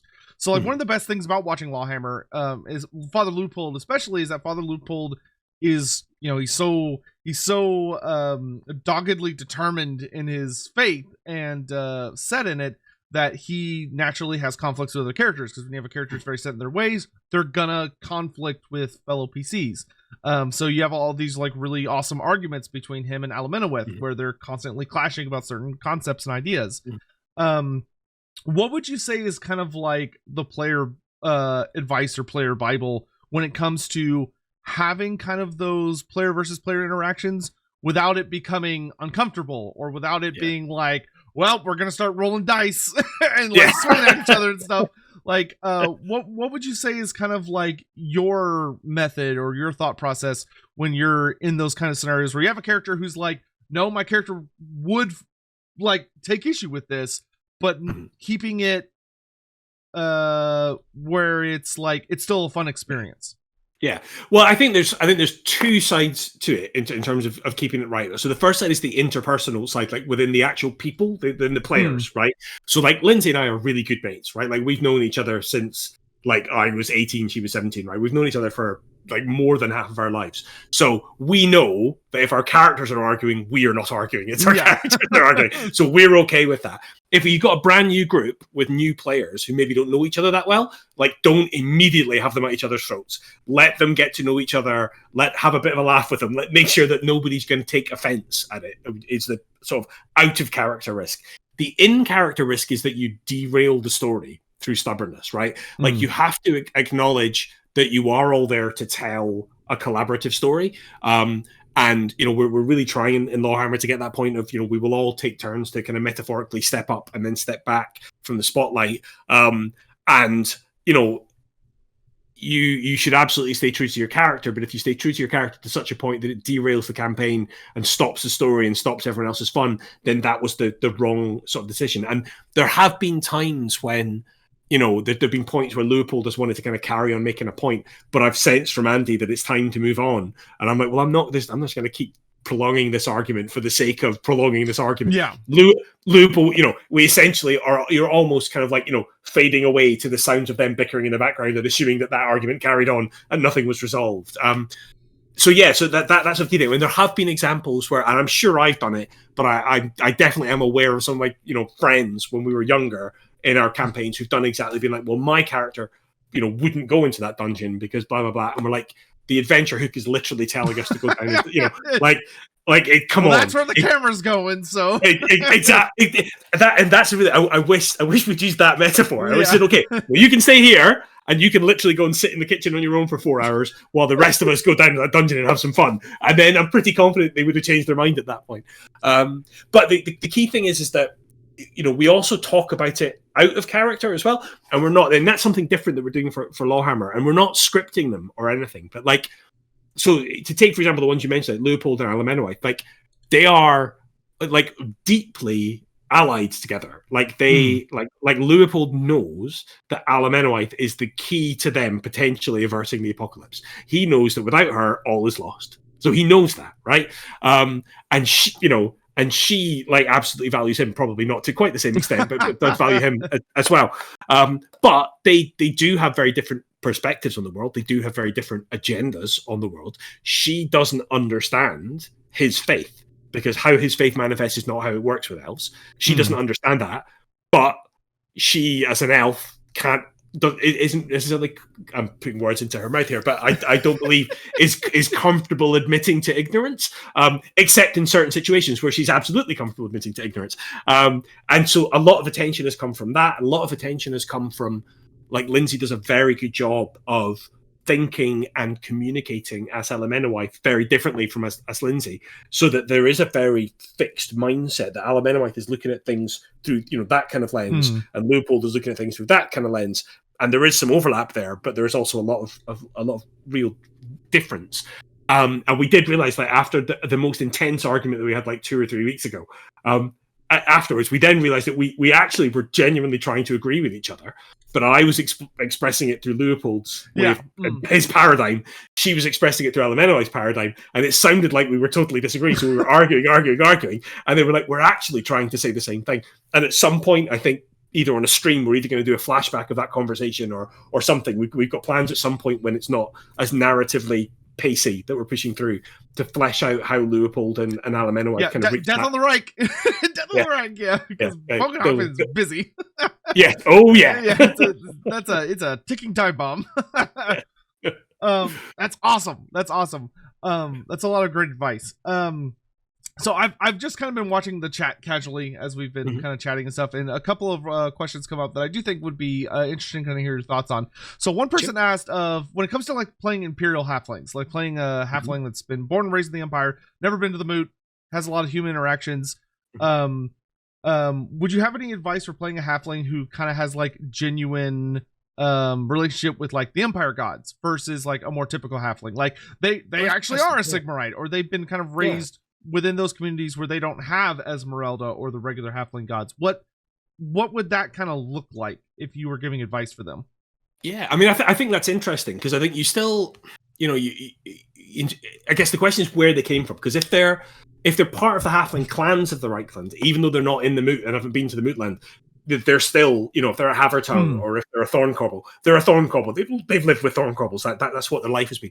So the obvious thing to do would be to be like a Lost Pockets. So to be essentially an orphan Halfling, right. Halfling who doesn't have a clan, who maybe then has been led in. Like there is an NPC that we did that was a basic, was it in Ubersreik or was it Bogenhafen? I genuinely can't remember. It's all blurred together now. But there was an NPC who was like a Halfling orphan who basically was sort of raised in a human orphanage along with humans, and then they all grew old and died, and he's still like like 50, 60 years old. He's a beggar. I think it's I think it might be one of the ones I did for the archives article actually. And like essentially it's this slightly tragic figure who had that, the classic story you get in vampire novels and things about, about very old thing with a lot of things that die. Yeah, mayflies. Exactly. So you kind of have that. But with that, I was very much focused on them being like a beggar or a thief on the streets of Altdorf, like being that kind of, kind of character. So it wasn't particularly religious. I mean, I think that the whole question of religion in Warhammer is interesting, right? Because in case I'm going to put a little disclaimer on now, I intend no offense to anybody, so if I accidentally say something offensive, I do apologize. In the real world, I am a committed atheist, right? Just to make that clear. But the difference between like the faiths in Warhammer and the real world, like beyond the fact that it's polytheistic kind of pantheon that you have there is tangible proof that these gods not only exist and are real, but that they manifest things on the mortal plane. If someone in our world if someone in our world called out to God and made a hammer burst into flame, I'd be a lot more convinced. Yeah, exactly, wow, right? Exactly.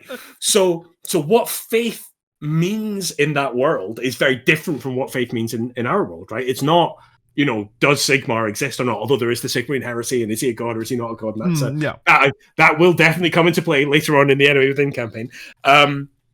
So there is that. But the reality is that everyone accepts the existence of the gods. It then comes down to how much respect do you pay them? Like that's what it's about. And for most people in a polytheistic society, you appeal to the relevant god at the relevant time. Right, so if somebody has died, you make an offering to Mor to look after them and sort of shepherd their soul. Even though you probably a lot of people don't like to think about Mor outside of that. Exactly. Death, scary. Exactly. It's considered ill omen to kind of mention his name, because if you're not a priest, because you might draw his eye on you, and that might mean that you die. So so you do your best with it, but at the right time, you're like, well, now is the time to respect that god. And what we really try to do in 4th edition was add in the fact that there are lots of like little gods as well, like Bogenar and Grandfather Reich and all these other gods. Every sizable tree, river, stream, lake, mountain that probably got some kind of thing going on. Yeah. And something that people may or may not have picked up actually from Leopold's backstory, when he talked about why he got kicked out of Sal, which he went he was with opposed in the Dirath. yeah. And like, you know, the thing was just sort of briefly mentioned, but it was a blessed priestess of Dirath that he was with. So that shows that even these smaller gods are also real and also manifest these kind of miracles. Now, what that means metaphysically, it is open to. I don't know what Andy is. Oh yeah, going that would open. Yeah, that's when you get into the really fun. Exactly. I know what blessed priests were in the cosmology of Andy's old Warhammer world that we saw through to the end until it blew up, but I suspect it's different in this world. But yeah. So were you to have a halfling then, to go back to the question, a halfling? So, you know, I think certainly I think a halfling would, like in the Empire, even if they were part of like the, you know, one of the clans that was established there and spent most of their time with halflings, they would probably very quickly understand, if they were a halfling who cared about the social niceties of the Empire, they would learn to pay respects to the appropriate gods at the appropriate time. They might not believe, it might not matter to them, but they would do it out of that. I want to say there's a note in either the archives or the core book for halflings where it's like halflings have kind of that better safe than sorry philosophy of like, I may not believe in this god, but I'm not going to risk pissing him off. Like, I'll just whatever, cool. Or risk pissing off the people who do believe in this god as well, you know. And it also, and again, it's not a question of they go, well, does Ulrich exist or not? Like, they know Ulrich exists. They can see blessed priest. They can see divine symbols. They can see a bloody white fire burning in the temple in midnight. Yeah, is it relevant to what I'm doing right now? Yeah. Exactly. Is he a god who pays any attention to me? Do I, you know, like an Ulrich with halflings? Like, probably not, because they're not legendary warriors, right? Yeah. But were they about to go into battle, and were some humans making a prayer to Ulrich and, like, you know, splashing beer over their weapons or whatever as an offering? Would a halfling warrior do the same? Yeah, probably. To kind of blend in as much to appease the god as to appease the humans who believe in the god and worship the god, if that makes sense. Now, if you were to go one step further and have, you know, suggest that, you know, had a halfling who actually, like, believed so much in a god that they felt the calling to actually enter the cult of that god. I mean, absolutely, you could do that. That thing would be really interesting. Obviously, you know, by the core rules as written, halflings aren't allowed in those careers, I don't think, because, you know, halflings aren't allowed to get the, you know, blessing talents that let them kind of do those kind of things, because their relationships with the cosmology is fundamentally different because of their physiology. But, you know, most priests in the cults are not blessed. Most of them don't take those talents; they take the other talents and kind of go through. Most player characters do, because it's fun. Why wouldn't you want your hammer to burst into fire? Yeah. But within the cult, they're a minority. I mean, even when Leopold went to the conclave and saw that there were hundreds of blessed priests, which was far more than he was expecting, he was still only hundreds out of a cult that numbers in the tens of thousands, if not more, right? So it still is a tiny percentage of that cult that are blessed. So unless you're messing with the cosmology, which, hey, it's your hammer, and if you want to, you absolutely can. There's exceptions to every rule. But the halflings almost certainly wouldn't be manifesting miracles and blessings, but they could absolutely enter. And again, the key, whoever it was who asked this question, like, good question. The key to is this an interesting idea? Is right now I'm thinking, God, like a halfling priest of a human god would be quite an interesting character to play. Somebody who has, you would have to come up with the backstory as to why they chose to dedicate themselves to that one god in particular. Like, if it was Sigmar, like, were they orphaned and raised by humans who were devout Sigmarites, and they got it from, you know, and this is almost like a penance or a payback for the fact that somebody took them in and cared for them, that they're now honoring their wishes by kind of like perpetuating the cult that they supported, something like that. Or is it, you know, like if it was, say, Shalia, you know, are they someone who is gifted at healing and is good at that type of thing, but for some reason, but they're not particularly motivated by money, because, you know, that's the funny thing about halflings, that they're excellent thieves, but they don't actually mostly care about the acquisition of wealth. So they're not going to train to become a physician, or maybe they weren't allowed to go to university to train to be a physician. Right? Yeah. Like, so the entry the cult of Shalia. Halfling in here with all these expensive instruments? I don't think so. Yeah. It's like, whereas if you had a good-hearted halfling who wanted to help people, you could see them entering the cult of Shalia. So I think it definitely could be interesting, and it is the exception, not the norm. But that doesn't mean it's not an interesting character. In fact, the opposite. I mean, the player characters 9 times out of 10 tend to fall into that Exception, not the norm group. Yeah. It's like most people find a demon in the sewers and they're like, I'm out. We're done here. Yeah. I mean, to be fair, half of our player characters wanted to do that as well. Oh my god! I was sitting there like, they're just going to leave this thing down here? They got a bright wizard. Do your job. Yeah. I mean, to be fair, Elric didn't want to leave, and Leopold didn't want to leave. But yeah, Leopold was having a bad time. oh, my dice! The dice were so bad. Oh my god! I rolled so many fumbles, and then would re-roll, and it'd be like 90 something. You're like, oh my god! And he got there eventually. But like, Leopold's like the core things he's good at, like core, so like cool, prey. Melee basic, like he's pretty good at those. Like his skills are 60s, his prey is like 79. It's insane. When 84, 89. There's one thing Blood Bowl's taught me: if Nuffle decides you're screwed, you're screwed. Like there's no matter how good you are, there's no getting around it. But it's a good example of how random dice mechanics can build narratives. In that, blessings weren't working and his things weren't working, and he tried to back off of the unholy ground, but he couldn't. He felt like he couldn't back away from it. And eventually he's like, well, I have to just try again. And so he centered himself and tried again. And that time he passed, flame and a hammer. Right, time to go back, So it built that up. And that is the kind of thing that happens to us more often than not. I remember we played through the Ashes of Middenheim adventure in second edition. Yeah. And there's sort of a climatic fight, and my character, because second edition, if you play it rules as written, is brutal. For starting characters, absolutely brutal.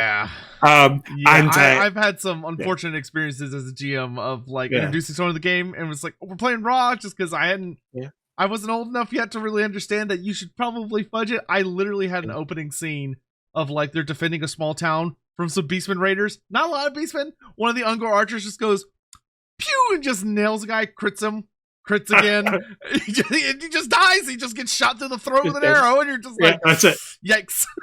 Well, I had so Ashes of Middenheim was like the first in like a 3-volume campaign, and in the climax of that first one in Middenheim, we were fighting against some corrupt priest. My character by that point had already lost all of their fate points, and then right at the end, my character rolled a crit and basically lost his left arm, and was bleeding out, but wasn't dead yet, so could keep fighting until he died. So I carried on fighting, and in the next round, I rolled a crit on the guy we were attacking and cut his arm off. He died instantly.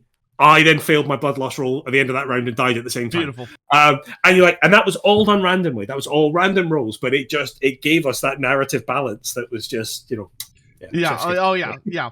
Well, and that kind of stuff, especially if your character survives, can make for such good storytelling. Like going back to my experience with my witch hunter, the whole Gideon incident of if he was literally we did a whole big scheme. He got involved in the scheme because we didn't realize that he was aware of it in a player. Because I never played it, I didn't realize Gideon was a thing. And so when suddenly someone turns into what Gideon turns into, it was like, oh, this is a thing that's happening. And we couldn't chase him down. Like we were using the pursuit rules, and we just rolled like ass on the pursuit, and he was rolling really good, and tried shooting him, and he kept making his stupid fucking ward save, like he just wouldn't go down. And that ended up leading to Bogenhafen being destroyed. Played immediately into that. And I decided to run with that of my character, I went into Flagellant for a little bit after Witch Hunter, because my character had such a crisis of seeing freaking Kairos Fate Weaver destroy a city. And then I went into Runner because my character became obsessed with this idea of I can never be that slow again. I can never allow an opportunity where speed was the deciding factor between victory and defeat. So I went from being a movement 4 character to being a movement 6 character. Nice. Never again. that is what is so nice about the career system that underpins with it's such a good system. It's that it's how you interact with the world, it's how the world interacts with you, and you can make those changes based on on what happens through the story. You know, the obvious example being, you know, Birdie entering the Bargee career because we were spending some time on a barge. Leopold entering the Augur career because he had an opportunity to literally get divine visions from Sigmar. You know, those things that represent a profound change in what your character's doing and how they're going. And, I would say the career system is easily the best feature of Wolfrup, like flat out, of just like your character can adjust as the narrative does. Or just as experience does. Like you could start the same. You could play a career starting as a sewer jack 100 times and still end up with a wildly different character after not that many sessions, because you're just gonna like, depending on your party comp and what's happening to you, you're gonna end up at different things. Like I've got my witch hunter I went from like basic witch hunter to I think I went flagellant, then runner, then I went back to witch hunter to like level up a tier because I finally got the trappings I needed, and now I'm going into physician because like because when we crafted a little charter for our boat on Death on the Reich, and my witch hunter ironically was the party was the doctor for the boat because he had the heal skill because he had it for torturing people, but like he's like, that's what I was going to say. He knows bodies.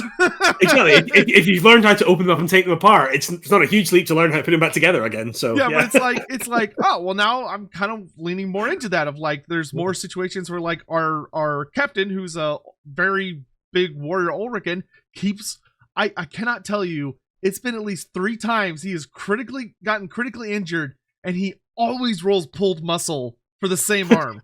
Like every time. So every time it's about to heal, he ends up adding like another 17 days. And it's like, Jesus Christ. Like, but that kind of makes sense, right? It's like a niggling injury in Blood Bowl, right? Like it's the same old wound that keeps, you know. So you just have this angry witch hunter in every who now has gone into position because he's like, you gotta stop doing this. Keep the cast on. I don't care what we're fighting. Oh, I love it. But it's like those make for such good, being able to lean into those storytelling elements is such a unique thing, because like I don't know of any other system where you can do that. At least not off the top of my head. No, I mean there's others that have got elements of that. But it's so, because social class and social status is so tied into the Warhammer world, and also because it is much more of a living, breathing world than because it's benefiting from 30, 40 years worth of lore and backstory. I hate to break it to you, it's close. It's more 40 now. yeah. You can't say 30 anymore. I mean, no, my God, no, you're right. Yeah, that was 86, wasn't it? Oh God. Yeah, I think Warhammer started in 1985. 1984. Yeah. Oh, dearie me. Oh, thanks for that. So, hey, it's like I feel bad when people are, I love talking with people that have been playing it their whole lives, and I'm like, yeah, like I started with 6th edition. They're like, oh, really? Like 6? It's like, yeah, well, I was 9 years old, so it's like, ooh, yikes. But hey, it's part of the strength of the medium. It's been around for so much, and it's like it's just been constantly added to. Exactly, and for all that does cause continuity headaches, as has been discussed at length before about different editions and contradiction. Keeps me employed. And stuff like that. Yeah, exactly. But also, like, all of that stuff, like, it's all good grist for storytelling, right? It's all rich depth in that world, which does mean that you can have characters. To go back to the question you asked a long time ago about bringing characters to life, like you can do that. Like when you look at the description in the core book of the main sort of like towns and cities in the kind of Reichland, like they've all got different character. And some of that was stuff that we injected, but some of that was stuff that existed already. And like we didn't. So it's a weird, writing setting stuff for Wolfrup is like a weird combination of y'all did archaeology and creativity. I was so thrilled that y'all put in, which I imagine was a fuck ton of a pain in the ass and effort of not just being like, okay, we're gonna release like a modern system for an old campaign. No, we're gonna take all these different versions of Warhammer and create one cohesive thing. Like, because I will always fully admit, like when Wolfrup started 4th edition, I was not a fan of it. Like I got the core book and I was like, I don't recognize this empire. Like, this is the empire I grew up with. This is like there's all these weird provinces. I don't know these elector counts. And I was like, yep, not interested. Like, just not interested. But then, like, the Enemy Within started coming out, and every once in a while, people would reach out to me and be like, man, have you read, like, this new, like, story thread about how, like, all this stuff's happening? And once I finally put it together in my head that it was like, no, it's a moving narrative, and it's going to the empire I know and love. It was like, holy shit. And then I spent an ungodly amount of money. So yeah, that's fair. I wish I had been buying them as they were coming out. It would have been great. Yeah. I mean, that was very much Andy's grand evil master plan of taking it from including the stuff that you'd recognize from first edition, including the stuff that people recognize from the tabletop game, and bridging those to and sometimes it is a question of perspective, like, and they don't contradict each other, they're just a different focus. But sometimes there are contradictions, but the narrative is built in so that you can change them if you want to. The nature of the Enemy Within campaign, and again, I don't know how Andy's going to end it, but I know that as written, there are multiple potential endings depending on what your players do, what you do and do successfully, but also decisions that you make can kind of influence that. So yeah, well, and it kind of leans back into that, like, there's so much player agency, wildly, which, and especially when it comes to, like, creating characters too, is like, because you have that 40 years of background, there literally is an exception to every rule, because, like, there's stuff that, like, kind of has functionally been retconned because it doesn't necessarily make sense. But that doesn't mean it didn't happen. It just means maybe it happened in a different way, and you can explore that. It's like, is there a halfling of Sigmar? Yeah. Probably not. But does that mean there can't be one? No. I mean, when you exist in a world where cosmologically, one of the great threats is a chaos god Tzeentch that can literally change reality. Yeah, that's yeah. Like, it's like having the Scarlet Witch, right, in Marvel, like, they're all the time. You can literally bump, changed it. It's that now, and you're like, oh, okay. And obviously, you don't want to overuse that, but it is there as a way that you can reconcile anything in Warhammer. Yeah. So someone asked so does that mean if you play through the Enemy Within, all of the books affect the ending, or only the last book? No, they all affect it, because, like, if you're playing consistently through the story, like, if characters die or if things happen, that's going to have a dramatic impact on what happens at the end. Yeah, exactly. And I mean, again, I can't speak too much because I don't know. I was involved in Enemy in Shadows and the beginnings of Death on the Reich, and then so I know what was there in the older versions, and I know what we had planned. And we will see what happens when Andy plays it through. So I deliberately haven't read. And every GM's going to do it different. Yeah. Every GM's going to do it different. I deliberately haven't read the updated versions of Death on the Reich and Power Behind the Throne, just in case Andy does take influence from any of the Grognard boxes or anything. I was like, I don't need to read those, so I won't. That way, it's slightly easier for him to surprise me. So yeah. I see another question from chat that kind of was similar to the Halfling question of playing between Empire Dwarf and Mountain Dwarf. I will say, if you want, like, a lot of specifics on that, Archives of the Empire Volume 1, awesome for that. Literally has a chapter for Imperial Dwarves and a chapter for Grey Mountain Dwarfs. So we're still waiting on, like, a proper Karazhan supplement. One day, maybe.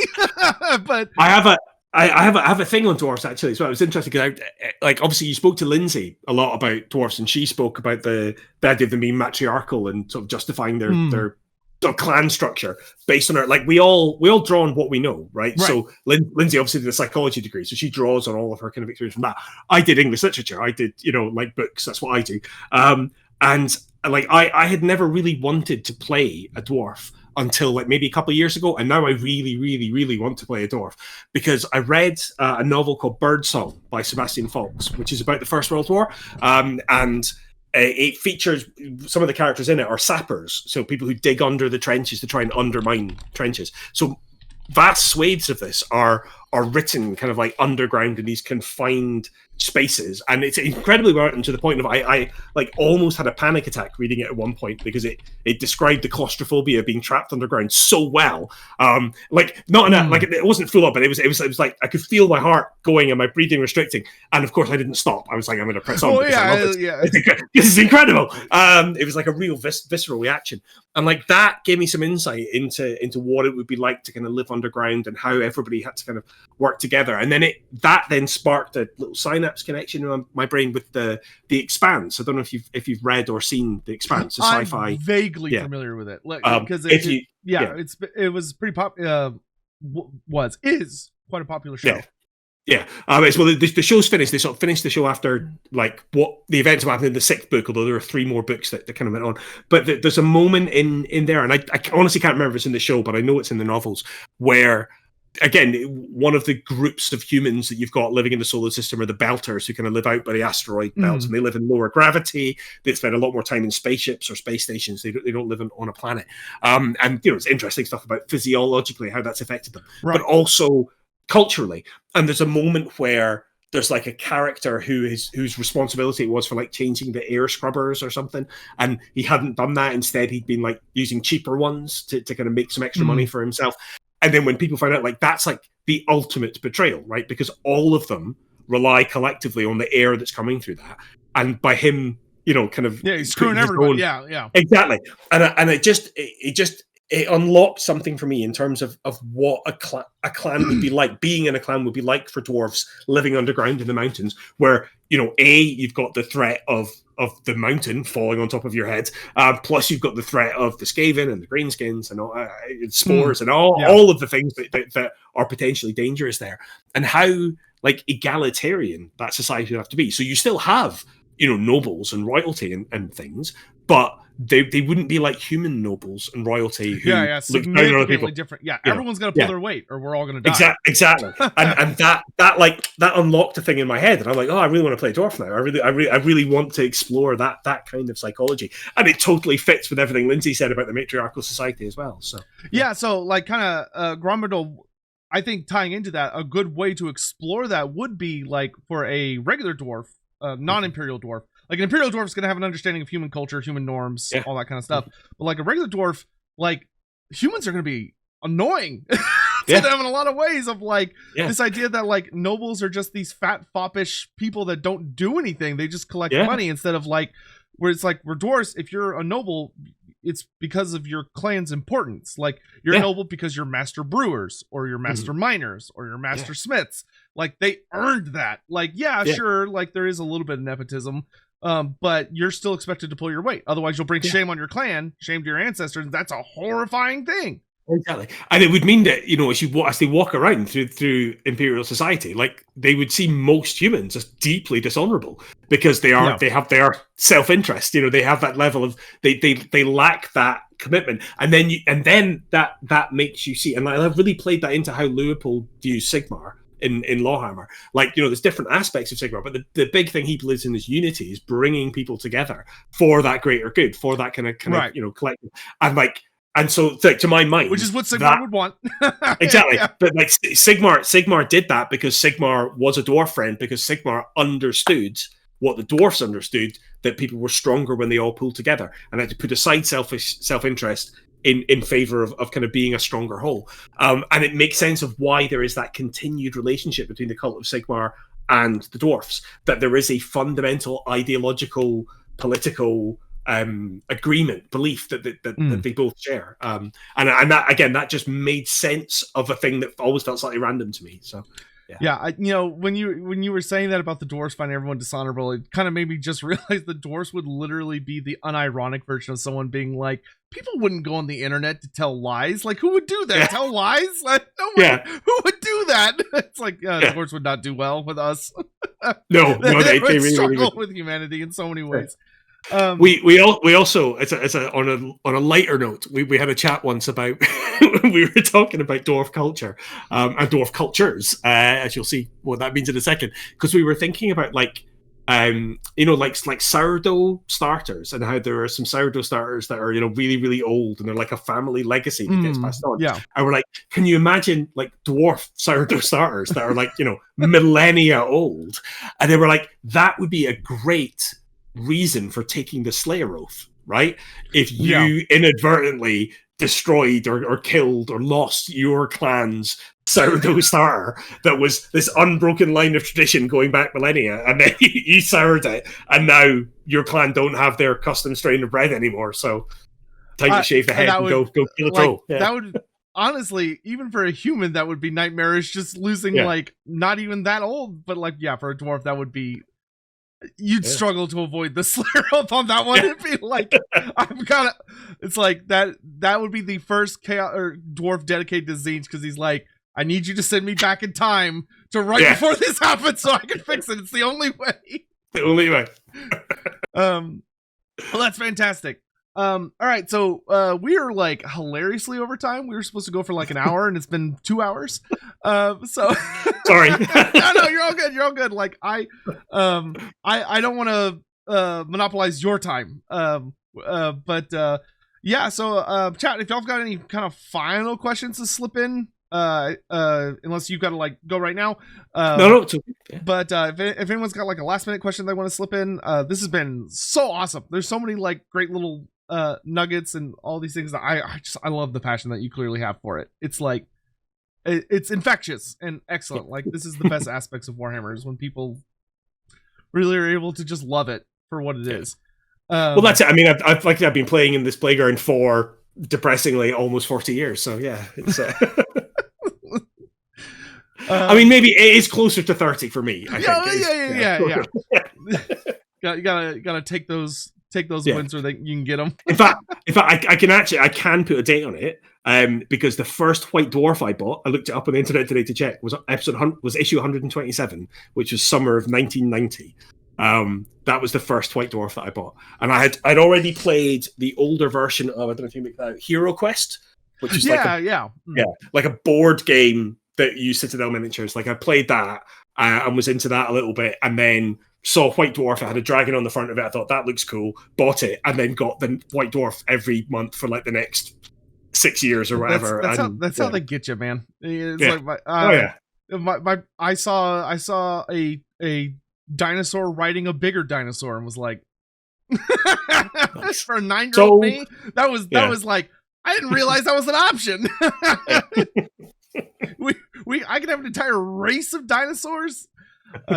It's funny. I still don't know why, but I have a distinct memory of 9 years old of when my parents saw Games Workshop and they took me in because they were like, this looks like a fun. I was not really into sports. They're like, this looks like great activity. And whoever, I don't know who the employee was at the time, but he did an amazing job selling my parents on it. He's like, oh yeah, they use math and rulers and it'll help with like his spatial reasoning and all this stuff and like high comprehension reading, which he was right, but it was a very weird angle to take for selling Warhammer. It is the classic, like having like Andy Law and I both used to work for Games Workshop, and that is literally the pitch that you use. But because it is true, it's true though. Yeah, hand-eye coordination, creativity, all that stuff. Like my reading comprehension level was awesome, but it's like I'll never forget going in and them being like, well, what are you really into? It's like, oh, I love dragons. They're like, oh, we got some dragons here.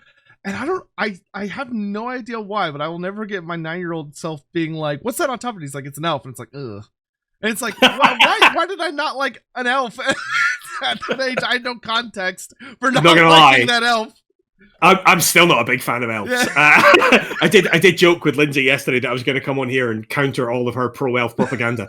Well, when I was going to have Lindsay on, I was like, okay, I have to focus on like talking about why people like elves because it's such a meme, and especially the Total War community where people they fucking hate elves so much. There've been so many traumatic experiences from like in Warhammer 1, the Wood Elves. Like, there's a reason everyone calls Durthu Tree Hitler because everyone hated him so much because he was just a nightmare to deal with. And in Withrop, like they are correctly, but they are like super arrogant, and like that just as consistently in my PCs brought out. Weirdly, I love the Eldar in 40k though. Really? So I'm acknowledging my own hypocrisy there, but I will never forget being young and listening to maybe he must have been in his 40s or his 50s, but there was a man in my local hobby store. He fucking hated elves because he was a Mordheim player, and the elves would have like 3 guys on their Mordheim band versus 12, and they would win because they were just such bullshit. They were so strong. Elf bullshit. That is the catchphrase that Dan has come up with for our stream. Elf bullshit. Whenever Element does something great. Elf bullshit. Well, and it works for Warhammer lore too. It's like how do the elves fight so many wars and yet there's still so many of them? Elf bullshit. Don't worry about it. Elf bullshit. I love the fact in our demon fight, like Lindsay genuinely by rolling well managed to pull off some classic elf bullshit. of like running past the door, looking in, seeing the demon, throwing a throwing knife, and getting a really good hit on it without breaking stride, and you're like, elf bullshit. But the dice don't lie. The dice tell the stories. Yep. So, yeah. Yep. Awesome. Well, it looks like we're pretty much good to go. So thank you so much for coming on. This was a blast. This was so fun. I'm going to I guess I can turn off the recording aspect, and then I'll deal with the stream aspect, but because it's just easier to deal with that. But thank you all for watching. This is going to be the end of the recording or audio, whatever. So thank you, Andy, so much. Thank you so much for coming on. This was absolutely a delight. It was a lot of fun. Thank you. Be sure that you check out Lawhammer and the Rookery. I'll have links to those in the relevant places. You can see Andy on both of those. You can also see him playing Father Leupold in the Lawhammer campaign, where he's doing an absolutely fantastic job. And it's such a refreshing take on a Sigmarite warrior priest type character too. I mean, as much as everyone loves like the bald guy in heavy plate armor that just yells constantly and just is smacking people with hammers, there's a lot more nuance to be found within that character, and it's great to see that brought to life. I mean, don't get me wrong. If I could get Andy to give me plate armor, I'd absolutely take it. But, you know? I saw what happened to your armor the second you got it. No. I loved your I still technically achieved my short term. The short term mission was to get it. It wasn't to keep it. It was to get it. Yeah, it didn't even last a session. This is rough. Demons. Yeah. Demons. Demons. All right. Anyway, so that's that.